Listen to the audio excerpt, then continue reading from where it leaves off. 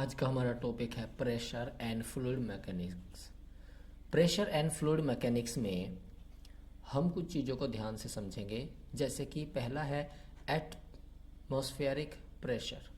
Atmospheric pressure जो होता है एक वायुमंडलीय दाब होता है, और वायुमंडलीय दाब की अगर हम लोग बात करें, एक ऐसा दाब होता है, एक ऐसा फोर्स होता है, एक ऐसा बल होता है जो किसी न किसी इकाई की सतह पर जो उसका क्षेत्रफल होता है उस पर लगाया जाता है। यानी कि एटमॉस्फेरिक प्रेशर हम ये बोलेंगे एक ऐसा दबाव या बल होगा जो किसी भी इकाई या वस्तु या जो कुछ भी है वहाँ पर इकाई की जो सतह है और उसका सतह का जो क्षेत्रफल है उस पर लगाया जाता है।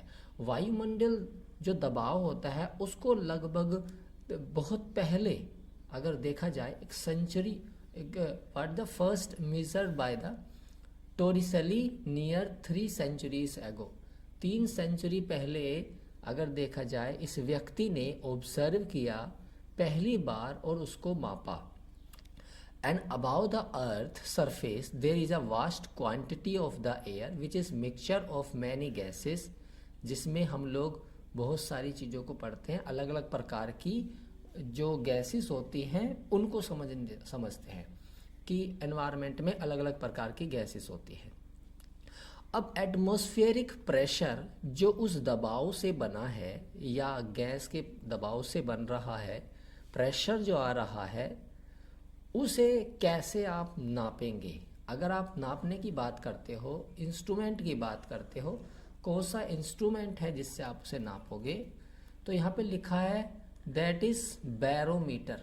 बैरोमीटर एक ऐसा तरीका है जिसके माध्यम से आप वायुमंडल के दाब को माप सकते हैं। यह एक कांच की नली की आकार का बना हुआ होता है जो कि एक सिरे से बंद रहती है। उस नली में पारे यानी कि मरकरी को भरकर पारे से भरे हुए पात्र में उल्टा रख देते हैं। तो जब वायुमंडलीय दाब बढ़ता है तब नली में पारे के स्तंभ पर ऊपर की ओर उठता है। तो जब ये दाब कम होता है तब पारे के स्तंभ का स्तर नीचे गिर जाता है। तो अब इसे हम समझने की कोशिश करते हैं। मान के चलते हैं ये एक ट्यूब होती है, इस ट्यूब में क्या है, हम लोगों ने यहाँ पर पारा भर दिया है ना, ये यहाँ पर पारा है भर दिया, लेकिन ये जिस बर्तन में उल्टा रखा गया है ना, जिस नली में इसे रख के इसका एक सिरा बंद है, ये वाला जो सिरा है, ये जो सिरा है ये अभी इसका बंद है, ये बंद सिरा है, ये ऊपर उठा हुआ है। लेकिन अब इसके अंदर देखो होता क्या है कि इसके अंदर दबाव कैसे पड़ने वाला है। तो जब दबाव बढ़ेगा, यानी कि पात्र में आपने इसे मरकरी से भर के उल्टा तो रख दिया, लेकिन जब इस पे वायुमंडलीय इसके आसपास का दाब बढ़ेगा तब नली में जो पारा है, नली में जो पारा है उस पारे के स्तंभ का स्तर जो है वो ऊपर उठ जाता है। तो इसके अंदर जो ये पारा भरा है ये और ऊपर उठने लगेगा, लेकिन जब दाब कम होगा तो वो थोड़ा नीचे की ओर आएगा। तो जब पारे से भरा हुआ जो भी पात्र में कांच की नली में इसे उल्टा रखा जाता है, इस तरीके को हम क्या बोल रहे हैं, हम इस तरीके को कुछ बोल रहे हैं, उसे बोलते हैं पास्कल्स लॉ, है ना। पास्कल्स लॉ हम इसे बोलते हैं, जो पारे के एग्जाम्पल में समझाया गया है। और इसके अंदर पारे का जो मुक्त सतह पर लगाया गया जो दबाव है वो उसके पूरे आयतन के रूप के समान से संचरित होता है। यानी कि इसका जो पूरा का पूरा स्ट्रक्चर है, जो नली है और अंदर जो पारा है, इसने जो इसको पूरा का पूरा आयतन बनाया है उसके अनुसार इस पर दबाव बढ़ता है। तो यहाँ पर एटमॉस्फेरिक दबाव इस बात पर निर्भर करता है कि वो किस सतह पर लगाया गया है और उसका क्षेत्रफल कितना है। अब एफईसी एप्लीकेशन की बात करते हैं। एप्लीकेशन का मतलब होता है अब कैसे, अगर आपको बोल दिया जाए आप कैसे लगाओगे, दबाव कैसे लगाओगे। एग्जाम्पल समझाता हूँ। मान के चलो एग्जाम्पल में यहाँ पर आपने अगर इसे सतह से टच कर दिया तो यहाँ पे पारा आ जाता है ऊपर, और यहाँ पर क्या है, पारे को स्पेस मिल रहा है जिसकी वजह से इसका जो दबाव है वो बढ़ता है, इसका जो दबाव है वो बढ़ जाता है। लेकिन इस सतह से अगर आप इसे थोड़ा सा हटा देते हैं तो इसका जो दबाव है वो कम होने लगता है ऑटोमेटिकली, ये सिस्टम है। अब यहाँ पर देखिए हम इसे क्या कहेंगे, तो हम यहाँ पर इसके दबाव को समझने की कोशिश करेंगे। तो हम यहाँ पर क्या कह रहे हैं, a suction is process by which a region having sub atmospheric pressure. देखिए हमारे पास हॉस्पिटल में कुछ ऐसा होता है जो हमें बहुत ज़्यादा समझना होता है ना। और उसी का एक एग्जाम्पल है सक्शन। सक्शन में उच्च या उप वायुमंडल का मतलब होता है वायुमंडल दबाव के थोड़ा सा नीचे का हिस्सा। तो एक ऐसी प्रक्रिया जिसमें उप वायुमंडल का दबाव वाला जो क्षेत्र होता है वो बनाया जाता है, और इसके प्रयोग हम लोग ज़्यादातर सर्जरी में होते हैं। तो देखिए कैसे बनाया जाता है। मान के चलते हैं ये एक सक्शन की ट्यूब है और यहाँ पर कुछ फ्लूइड्स है। इसको जितने इसके नज़दीक में लाओगे उतना ही इसका दबाव क्या होगा, वो इस पर्टिकुलर क्षेत्र के लिए बढ़ेगा। एटमॉस्फेरिक में पहले से ही बता दिया है कि जो उसका क्षेत्रफल होता है जिस भी इकाई का, उसके अनुसार ये दबाव बढ़ जाता है ना, उसके अनुसार बढ़ता है। दूसरा है मैनी काइंड ऑफ द एस्पिरेटर्स। पहला तो आ गया, यहाँ पर हम देखने वाले हैं कि जो सर्जिकल ब्लड के लिए सक्शन देख रहे हैं। दूसरा हमने एस्पिरेटर को देखा। एस्पिरेटर का काम होता है एस्पिरेट करना। जैसे हॉस्पिटल के में बहुत ज़्यादा सक्शंस होते हैं, तो आपने एक चीज़ देखा होगा, छोटे बच्चों के लिए भी होता है, एक ऐसी बॉक्सी सी होती है, इसमें 2 नली लगी हुई होती है। यहाँ से आप नेगेटिव प्रेशर डाल के सक करेंगे और इसको बच्चे का जो ओरल एरिया है, बेबी का जो ओरल है, जैसे बेबी डिलीवर हो गया उसके बाद यहाँ से फ्लूइड को सक करने के लिए, तो इसे बोलते हैं म्यूकस एक्सट्रैक्टर। ये एस्पिरेटर है एक किस्म का। एक होता है water seal drainage. Water seal drainage का मतलब होता है कि जैसे आपने पर्टिकुलर कोई सील लगा दिया, अब इसको हम लोग वाटर सील ड्रेनेज कह रहे हैं। तो वाटर सील ड्रेनेज में हम लोग क्या समझते हैं, देखिए वाटर सील ड्रेनेज का मतलब है जैसे कि कोई भी थोरेसिक रीजन का ऑपरेशन होता है तो वहाँ से ना कुछ ना कुछ ब्लड लीक होता रहता है, ये हमें पता है। अगर हम लोग वहाँ पर सक्शन लेके खड़े रहेंगे तो टाइम लगेगा, तो हम लोग वाटर सील ड्रेनेज लगा देते हैं। मान के चलते हैं कि ये थोरेसिक एरिया का वो एरिया है जहाँ पर यहाँ पर बीच में इंजरी होता है, तो हम क्या करेंगे, इस पर वाटर सील ऐड ऑन करेंगे, इसे ट्यूब के साथ कनेक्ट करेंगे। जितना भी इसमें से फ्लूइड्स आएगा वो यहाँ पर बॉक्स में इकट्ठा होता रहेगा, ठीक है ना। तो ये क्या एक वाटर सील ड्रेनेज होता है। दूसरा आता है सक्शन अपैरेटस। सक्शन अपैरेटस का तो डायरेक्टली आपको पता ही है, सक्शन करने के काम होता है। दूसरा होता है पंप। पंप भी बहुत क्या करता है, बहुत बार हेल्प करता है, क्योंकि पंप से प्रेशर डेवलप होता है एटमॉस्फेरिक, और उस प्रेशर से फ्लूइड जो एक जगह पर होता है वहाँ से वो मूव करता है। That fluid move from the place. कैसे, अब मान के चलते हैं ये एक एब्डोमन है, यहाँ पे थोड़ा फ्लूइड है, यहाँ पे फ्लूइड है। अब हम क्या करेंगे, हमें ये फ्लूइड यहाँ लाना है और ये फ्लूइड यहाँ लाना है और ये फ्लूइड यहाँ लाना है। फिर ये फ्लूइड जो होगा ये इस पर्टिकुलर लोकेशन पे इकट्ठा हो जाएगा। लेकिन ये आएगा कैसे, ये सेम तरीका होगा। हम यहाँ पर भी क्या करेंगे, प्रेशर्स डेवलप करेंगे, पंप की तरह से काम करेंगे। हम जब इस पे फोर्स डालेंगे, इस पर जब हम फोर्स डालेंगे तो ये शिफ्ट होगा। शिफ्ट कैसे होगा, शिफ्ट होगा ग्रेटर टू लेसर, यानी कि हायर टू लोअर, ऊंचे से नीचे की ओर, ये क्या होगा, शिफ्ट होगा। ऐसे ही हॉस्पिटल में जो पंप होते हैं तो use to fill the O air rings, है ना। एयर रिंग्स क्या होते हैं, एयर रिंग्स जो बेड सोर से बचाते हैं, है ना, जो कि हमें बेड सोर से प्रिवेंट करते हैं। प्लस और भी बहुत है जिसमें कैविटी से फ्लूइड निकालने के भी काम आता है। हार्ट, जैसे ह्यूमन का हार्ट है, ये भी एक पंप की तरह ही काम करता है। अब दूसरा प्रेशर आता है, उसे बोलते हैं हाइड्रोस्टैटिक प्रेशर। देखिए दूसरा जो हाइड्रोस्टैटिक प्रेशर है ये क्या है, ये एक प्रकार का any change of the pressure applied at any point, एक पॉइंट पर आप प्रेशर अप्लाइड करें, is an enclosed fluid at rest is transmitted undiminished and uniformly to all its part। Hydrostatic pressure क्या है, हाइड्रोस्टैटिक प्रेशर का मतलब hydro means अ fluid, एक fluid के अनुसार जो दबाव बनता है। अब देखिए एक स्थिर अवस्था होती है, उसमें किसी भी बंद द्रव के किसी भी बिंदु पर लगाया गया दाब बिना कम हुए समान रूप से उसके सभी भागों में संचारित होता है, उसके सभी भागों में संचारित होता है। ये है एक आर्टरी, ये है एक आर्टरी। अब इसमें जो ये फ्लूइड बह रहा है ना भाई, ये जो फ्लूइड बह रहा है ये कैसे बह रहा है, ये इसका कोई भी बिंदु आप ले लो, कोई भी बिंदु ले लो, कहीं पर भी जहाँ भी आप इसमें फ्लूइड की बहने की बात करते वो सभी जगह एक समान तरीके से बहता है। तो स्थिर अवस्था की अगर बात करें, किसी भी स्थिर अवस्था में बिना किसी चेंज के जो बंद द्रव होता है, बंद द्रव के जो आर्टरी के अंदर ब्लड बह रहा है, बंद द्रव के किसी भी बिंदु पर लगाया गया दाब बिना कम हुए समान रूप से सभी भागों में संचारित होता है। और बंद पात्र में रखा गया द्रव अपने भार के कारण दाब उत्पन्न करता है। सतह के नीचे किसी भी बिंदु पर दाब उस बिंदु के ऊपर स्थित दाब के स्तंभ के भार के समानुपात हो जाता है। तो उसे हम लोग क्या बोलते हैं, हाइड्रोस्टैटिक प्रेशर बोलते हैं। And fluid is an enema that container or irrigating equipment expert pressure by virtue of the weight of the column of the fluid above the point of the exit of the fluids।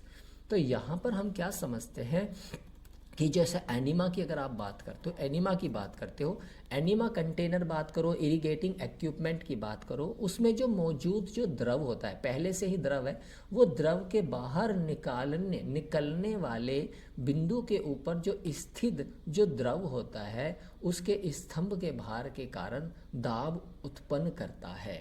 जैसे कि enema, enema क्या है, enema एक पात्र में द्रव स्पंद जिसमें अधिक ऊंचा होगा, शरीर में प्रवेश करने का दाब उतना ही अधिक होगा।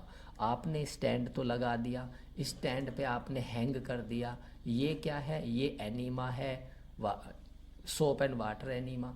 अब इस ट्यूब को जब आप इंसर्ट करेंगे जीआईटी ट्रैक के अंदर और आप चाहते हैं ये एनीमा पूरा चले जाए, तो आपको इसकी हाइट जो है वो हाइट थोड़ी सी बढ़ानी पड़ेगी। जब से आप इसकी हाइट बढ़ाएंगे तो हो जाएगा। अब इसी में ही आता है आपका पास्कल्स लॉ। पास्कल्स लॉ, तो पास्कल्स लॉ कहते किसे हैं, अब देखिए लिखा है इन मेडिसिन, यानी कि इन मेडिसिन क्या, इन मेडिकल कह लो, इन मेडिकल या इन मेडिसिन है ना। इसको और समझने के लिए मैं इसे मेडिकल बोल देता हूँ तो थोड़ा सा इजीली हमें समझ में आएगा। The use of water mattresses and air rings work on the same principles. देखिए वाटर मैट्रेस होता है या एयर रिंग होता है, दोनों पेशेंट के लिए बेनिफिशियल है, क्योंकि यहाँ पर जब भी कोई व्यक्ति एक लंबे समय तक बेड पे लेटा हुआ होता है तो उसे प्रॉब्लम होता है कि उसे बेड सोर ना हो जाए। बेड सोर से बचाने के लिए हम उसे एयर रिंग या वाटर मैट्रेस प्रोवाइड करते हैं। इससे क्या होता है, पर्टिकुलर जो क्षेत्र होता है जिस पे दबाव पड़ रहा होता है, एटमॉस्फेरिक प्रभाव पड़ रहा होता है, पर्टिकुलर उस एरिया में जख्म ना हो जाए, उससे बचाने का काम करता है।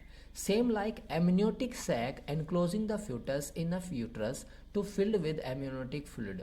एक एमनियोटिक सैक डेवलप होता है, सैक का मतलब होता है खाली जगह, और यहाँ पर एक ऐसा पाउच टाइप ये है जिसके अंदर यहाँ पे हम बेबी को कह रहे हैं, that helps to protect a baby. अब देखिए ये मैं एक ट्यूब कर देता हूँ, ये ट्यूब किसके साथ कनेक्ट है, ये यूट्रस नहीं, यूट्रस की जो अंदर से मदर का जो यूट्रस है उसके अंदर से कनेक्टेड है, ठीक है ना। इसे बोलते हैं कोरियोन, है ना, कोरियोन। लेकिन इसके अंदर एक और थैली होती है जिसमें बेबी होता है, ठीक है, इसे बोलते हैं एमनियोन, ठीक है, इसे बोलते हैं एमनियोन, राइट। तो ये जो क्रोमियोम है इस लेयर की हम बात कर रहे हैं, ये एक ऐसी थैली हो गई, लेकिन क्रोमियोम के साथ साथ यहाँ पर एक और अंदर की थैली है।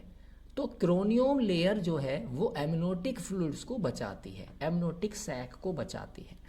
अगर सिर्फ एमनियोटिक सैक की ये सेकंड लेयर होती तो ये प्रेशर से टूट सकती है, लेकिन इस पर प्रेशर ना पड़े इसलिए बाहर एक और प्रेशर बचाने के लिए एक और लेयर आ गई है जिसे क्रोनियोन बोल रहे हैं हम लोग, ठीक है।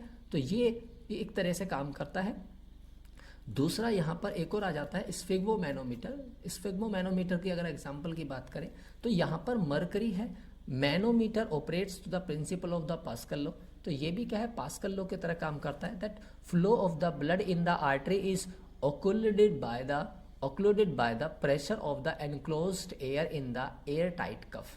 देखिए सीधा सा है, ये एक पाइप जाता है, यहाँ पर एक आप टाइट करने के लिए होता है। अब सीधी सी चीज़ है, इसे जितना आप इसे टाइट करेंगे उतना जो कफ होता है, ये जो कफ है ये उतना ही टाइट होगा, तो ये क्या, ये भी एक पास्कल लॉ है ना। हाइड्रोलिक जैक, जितना आप इसे उठाओगे, जितना इस पे प्रेशर डालोगे, ये उतने ही हैवी व्हीकल को ऑटोमेटिक उठा सकता है। ये पास्कल लॉ है। और पास्कल लॉ एक प्रकार का एटमॉस्फेरिक प्रेशर है। ये वो प्रेशर है जो एक पर्टिकुलर इकाई के घनत्व पर लगता है, उसके पूरे आयतन पर लगता है। कितनी जगह पर उसका प्रेशर लगेगा, उतना ज़्यादा उसका इफेक्ट आपको देखने को मिलने वाला है। नेक्स्ट आता है प्रेशर इन फ्लूइड। देखिए, जब आप प्रेशर फ्लूइड्स की बात करते हैं, फ्लोइंग फ्लूइड्स की बात करते हैं, यानी कि फ्लूइड्स जो है जो आप दे रहे हो पेशेंट को, उसके ऊपर बात कर रहे हैं। फिर से पास्कल लॉ की हम लोग बात करने वाले हैं इसके अंदर, that you may know the sum of the observed properties of the fluid at rest can be understood in the term of the simple concept that is a pressure। अगर आप चाहते हो कि किसी भी व्यक्ति को कोई फ्लूइड लगाया जा रहा है, तो आप उसे एक प्रेशर के रूप में आप समझने की कोशिश करो। And density and the Pascal law, तीन चीज़ों के अनुसार आप समझ सकते हो। You can now ask what happen when fluids are in the motion. आपने आईवी स्टैंड लगाया, आपने एक बोतल डाली, और अब आप इसको क्या कर रहे हैं, बॉडी के अंदर इंजेक्ट कर रहे हैं। आप इसे समझ के देखो, सेम पास्कल लॉ की तरह काम कर रहा है। जैसे कि एनीमा में हम ऊपर देख रहे थे, हम यहाँ पे ये समझ पा रहे हैं कि इसके अंदर एक प्रेशर डेवलप हो रहा है, क्योंकि ये पूरे शरीर में जा रहा है। ऊपर इसकी हाइट भी उठाई हुई है, डेंसिटी है ना, बहुत बड़ा फ्लूइड है, 1 लीटर फ्लूइड है, तो प्रेशर आ रहा है ऊपर से, है ना, पूरे घनत्व पे प्रेशर आ रहा। तो ये क्या कर रहा है, ये एक प्रकार का प्रेशर है जो यहाँ पर दबाव बनाएगा। अब यहाँ पर लिखा है knowledge of the dynamic of the flowing fluids is important to understand the flow of the blood in circulatory system. Flow of the blood in circulatory system, है ना, in preparation and administration of the blood transfusion intravenous etcetera. तो बड़ा ही simple सी बात है, ये एक understanding के लिए एक important of understanding blood flow है जो सर्कुलेटरी सिस्टम में होता है। और जब भी सर्कुलेटरी सिस्टम के अनुसार अगर देखा जाए ब्लड फ्लो होता है, तो वो क्या करता है, एक दबाव डेवलप करता है। And then it is important requirement for the flow of the fluid in system is pressure gradient that is different in the pressure of the end of the system. अगर आप इस चीज़ को समझने की बात करते हैं कि किसी भी तंत्र में, सिस्टम के अंदर, बॉडी के सिस्टम में, डाइजेस्टिव, रेस्पिरेटरी, चलो मान के चलते हैं कार्डियोवैस्कुलर सिस्टम, उस तंत्र के प्रवाह में, ब्लड के फ्लो में एक महत्वपूर्ण आवश्यक दबाव डेवलप होता है, जिसे प्रेशर ग्रेडियंट बोलते हैं। अगर आप ग्रेडियंट को समझने की कोशिश करेंगे, तो ये जो वर्ड है ये ज़्यादातर मोर देन 1 के लिए आता है, मोर देन 1 के आता है। तो आपने ध्यान दिया होगा, ये ट्यूब है, एक इसके अंदर दबाव होता है अपना, लेकिन यहाँ पर एक से ज़्यादा का मतलब है इसका एक सिरा तो एक ये है और दूसरा सिरा ये है। तो एक आर्टरी के 2 सिरे हो गए, तो एक से ज़्यादा हो गया। तो यहाँ पर लिखा है किसी भी तंत्र के दोनों सिरों का जो दाब का अंतर होता है, उसको हम लोग प्रेशर ग्रेडियंट बोलते हैं। ग्रेडियंट ऑलवेज याद रखना, ग्रेडियंट इजीली समझ में आएगा जब आप किसी भी पर्टिकुलर चीज़ में कलर फिल करते हो, तो एक से ज़्यादा कलर आप फिल करोगे, उसे ग्रेडियंट कलर हम लोग बोलते हैं, दैट इज़ मल्टी कलर। ऐसे ही यहाँ पर जो प्रेशर डेवलप हो रहा है वो भी मल्टी तरीके से एक से ज़्यादा है, उसे हम लोग बोल रहे हैं ग्रेडियंट, राइट, ग्रेडियंट प्रेशर। यानी कि एक द्रव अपने दाब वाले क्षेत्र से कम दाब वाले क्षेत्र की ओर प्रभाव होगा। तो दो पड़ गया ना, 2 प्रकार का यहाँ पर दबाव आया है। That fluids flow from a region of the higher pressure to that of the lower pressure. समझ में आ गया, एक प्रेशर जो हायर लेवल से है वो लोअर लेवल की ओर डेवलप हो रहा है, ठीक है। In another factors his being equal, that is area of the orifice. Area of the orifice का मतलब होता है छिद्र को लेके।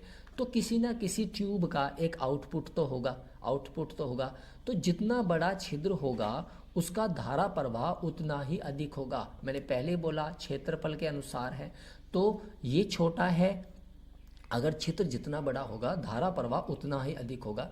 जैसे कि ये छिद्र छोटा है, तो यहाँ से जो बाहर आएगा फ्लूइड, यहाँ पे जो फ्लूइड आउट होगा उसके पर जो दाब होगा वो कम होगा, और ये जो बड़ा फ्लूइड है इसमें से ज़्यादा फ्लो आउट होगा, इसका जो दाब होगा वो बढ़ जाएगा। बड़ा ही सिंपल सा है, इसको हम बोलते हैं एरिया ऑफ द ओरिफाइस। अब बात करते हैं ऑस्मोटिक प्रेशर की। ऑस्मोटिक प्रेशर क्या है? ऑस्मोटिक प्रेशर वो प्रेशर है जिसे हम लोग किडनी के अंदर देखते हैं, या किडनी में नहीं भी देखो, आप इसे नॉर्मल समझने की बात करो। ऑस्मोटिक प्रक्रिया which solvent move from a region of a lesser concentration of a solute to higher concentration of a solute through semi permeable membrane। ध्यान से समझने वाली बात है, ये एक ऐसी परत होती है जिसे बोलते हैं semi permeable membrane, semi permeable membrane, ठीक है। अब यहाँ पर एक सोलवेंट की बात की गई है। आखिर ये सोलवेंट है क्या? सोलवेंट है एक प्रकार का विलायक, सोलवेंट है एक प्रकार का मिश्रण का फ्लूइड, है ना। सोलवेंट क्या है, मैं लिख देता हूँ। सोलवेंट क्या है? एक प्रकार का मिश्रण है द्रव का, है ना। अब ये क्या है? ये जो द्रव का जो मिश्रण है, अब ध्यान रखना इस मिश्रण में कुछ चीज़ें हैं, छोटी चीज़ें हैं, बड़ी चीज़ें हैं। अब इन चीज़ों को जब हम सेमी परमेबल मेम्ब्रेन से गुजारेंगे तो आप यहाँ पर कुछ केंद्रों में बदलाव देखेंगे। बदलाव ये होगा कि ये जब इससे गुजरेगा तो इस पे दबाव अलग पड़ेगा और इसकी गति अलग होगी। सीधी सी बात, जितना इसके अंदर का स्पेस छोटा होगा तो उसमें जाने उससे बाहर निकलने के लिए फ्लूइड की गति कम होगी, है ना।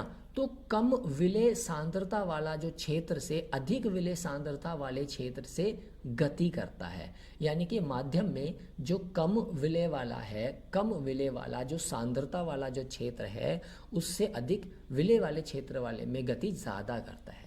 यानी कि मैं अगर इसका साइज बड़ा कर दूं आउट का, तो यहाँ से जो सोलवेंट है वो इजीली निकलेगा, और एक जगह मैं छोटी कर देता हूँ तो यहाँ से इजीली नहीं निकल पाएगा। तो ये एक ऑस्मोटिक प्रेशर को क्रिएट कर देता है, ठीक है ना। इसे बोलते हैं ऑस्मोटिक प्रेशर। तो ऑस्मोटिक प्रेशर उन विलेय कणों की सांद्रता के समानुपात होता है जो झिल्ली को पार नहीं कर सकते हैं, ठीक है। तो ऑस्मोटिक प्रेशर कहाँ डेवलप होता है? ऑस्मोटिक प्रेशर कहाँ डेवलप होता है? जब आप इस झिल्ली से इधर, ये कुछ ऐसे सोलवेंट हैं जो यहाँ पर आगे नहीं जा पाएंगे, तो उन विलेय कणों के सांद्रता के समानुपात होता है जो झिल्ली के पार नहीं जाते हैं। देखिए ध्यान से समझने वाली बात है, इसका साइज इनके अनुरूप है, लेकिन ये मैंने अब जो बनाया, क्या ये छोटा है? तो मान के चलते समझना कि ये सोलवेंट इससे आगे नहीं गया, तो अब यहाँ पर सोल्यूट में एक तो होगा फ्लूइड, ठीक है, एक होगा फ्लूइड, दूसरे होंगे ये कण।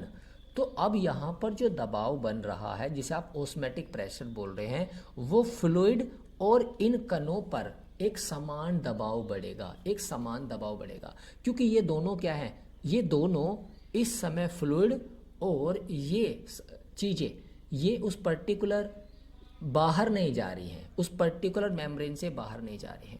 सो मेजरिंग द ऑस्मोटिक प्रेशर की अगर हम बात करें तो piston is used to apply more pressure to the fluid in the right arm with enough pressure with the volume of the pressure in each arm could be restored to starting volume and concentration of the solute in the right arm would be same it was in the beginning.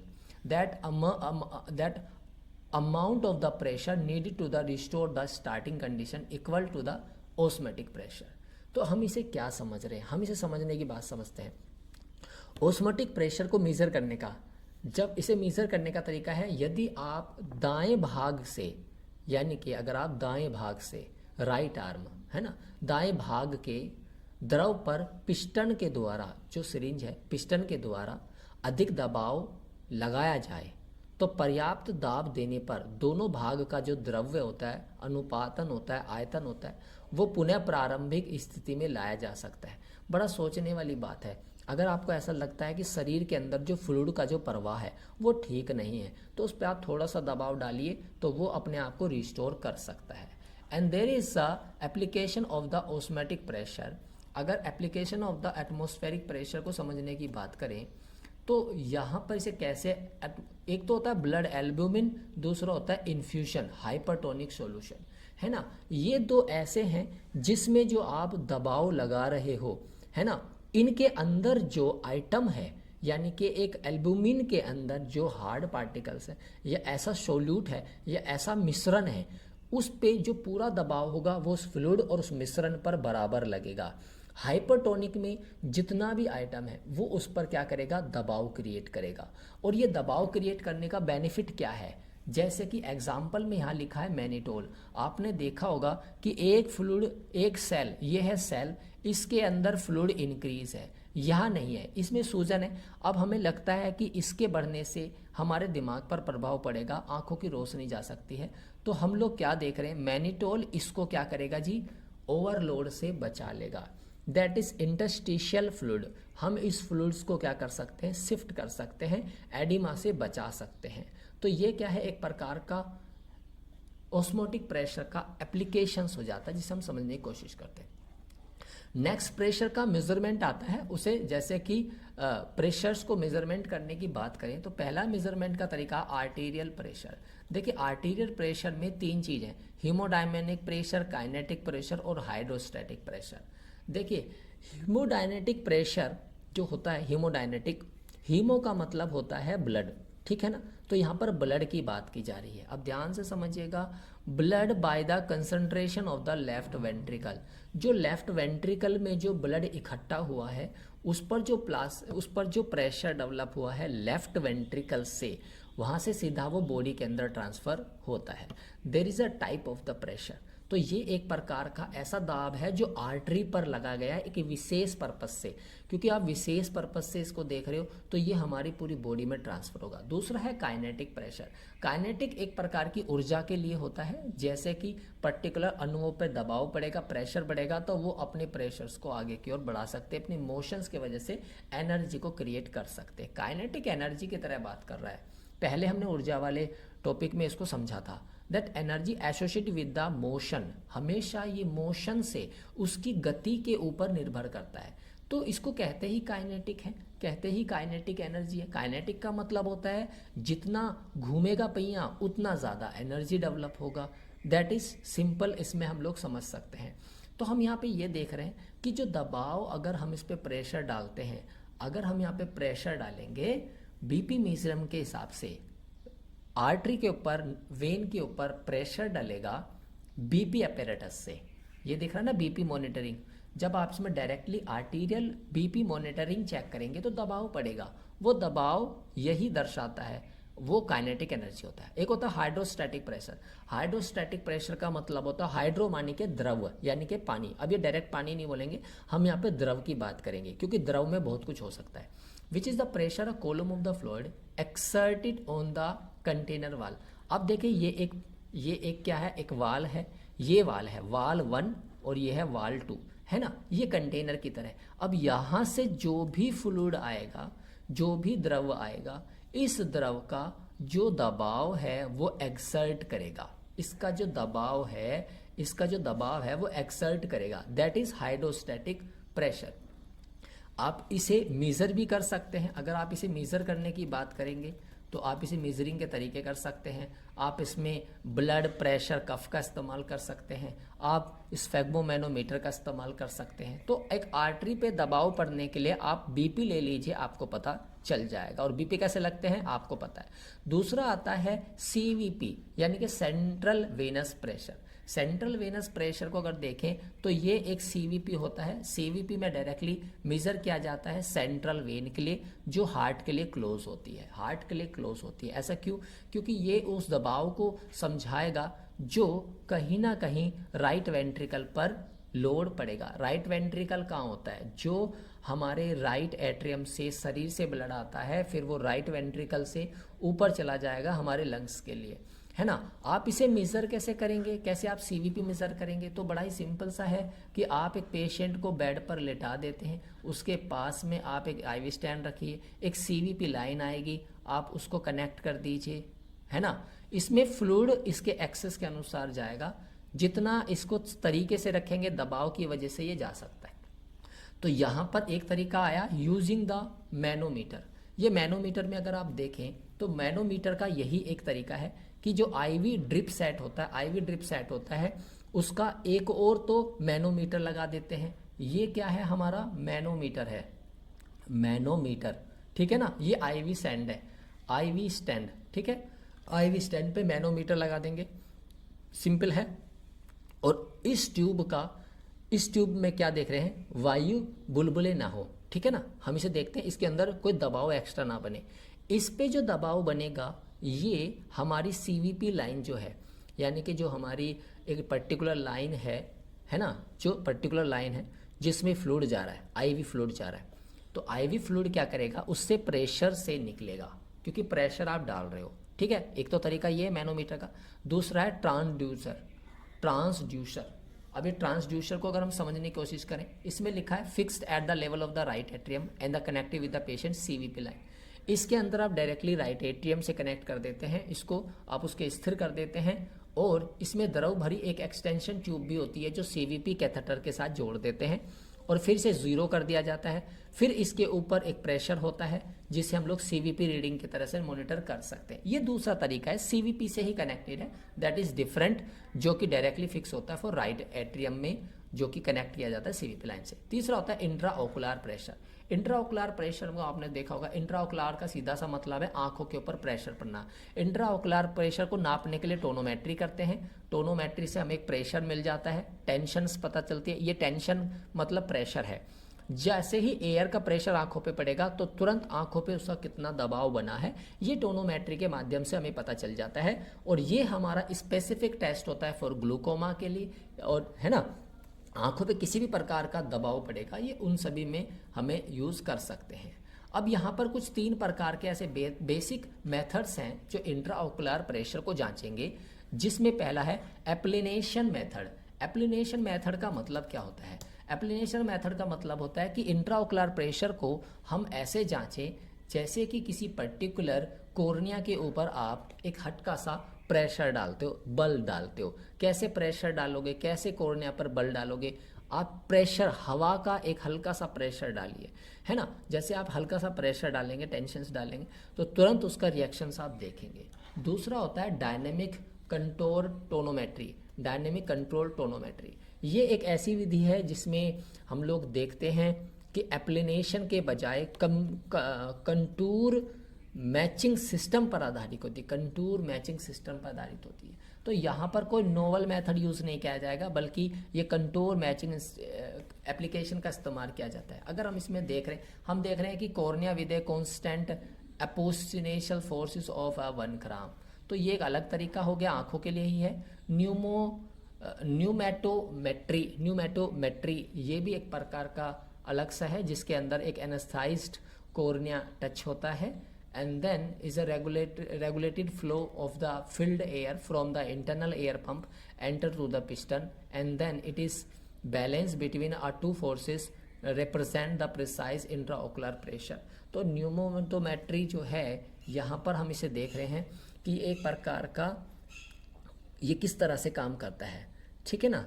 तो यहाँ पर बहुत सारे एक अलग अलग दबाव हैं जो आँखों के लिए हैं, है ना, और इसमें एक सेंसर भी लगा हुआ होता है जिससे हम लोग आंखों पे दबाव को समझ सकते हैं। तो नेक्स्ट बात करते हैं हम लोग इसके अंदर, वो आता है हमारा इंट्राक्रैनियल प्रेशर, है ना, इंट्राक्रैनियल प्रेशर। अब देखिए इंट्राक्रैनियल प्रेशर कौन सा प्रेशर है? Cranial means cranium, cranium means brain और माइंड, है ना, क्रैनियम मीन्स हेड। तो ब्रेन के जो टिश्यू होते हैं और वहाँ पर जो सीएसएफ फ्लूइड होता है, जब आप इसको समझना चाहते हो तब आप उस पर जो प्रेशर पड़ रहा होता है उसे इंट्राक्रैनियल प्रेशर बोलते हैं। इंट्राक्रैनियल प्रेशर 2 तरह से हो सकता है। एक होता है नॉन इन्वेसिव। नॉन इन्वेसिव का मतलब होता है कोई चीरे फाड़े की जरूरत नहीं, इसके अंदर नो सर्जरी, ये नो सर्जरी, कोई चीरा या कांटा ऐसा कुछ नहीं लगेगा। न्यूरोलॉजिकल है, इसके अंदर हम लोग देख रहे हैं क्लिनिकली डिटेरियोरेशन की बात करें, neurological stage is widely considered as a sign of a increased ICP, bradycardia, increased pulsations, pupillary dilatation are the normally accepted as a sign of a increased ICP। तो ICP में intraocular pressure जो पड़ रहा है, हम इस चीज़ को समझने की कोशिश कर रहे हैं। उसके बढ़ने से हम ये समझते हैं कि ICP के बढ़ने से क्या होता है, उसका दबाव हमारे मस्तिष्क पर पड़ता है, मस्तिष्क पर पड़ता है, ठीक है। दूसरा है इन्वेसिव मेथड। इन्वेसिव मेथड की बात करें तो यहाँ पर अब थोड़ा टेक्निक्स का इस्तेमाल हम लोग करने वाले हैं। तो पॉपुलर टेक्निक्स यहाँ पे इस्तेमाल होंगी जिसमें पेशेंट विद वेंट्रिकुलोमेगैली हो जाता है, वेंट्रिकुलोमेगैली हो जाता है। अगर आपको पता है ये ब्रेन के दो हिस्से हैं, लेकिन यहाँ बीच में यहाँ पर ये वेंट्रिकल है, वेंट्रिकल है। तो वेंट्रिकल मेगैली डेवलप हो गया, यहाँ पे ज़्यादा ये फैल जाता है, जिसको हम क्या कहते हैं, एक इन्वेसिव मेथड्स के रूप में हम इसे समझते हैं।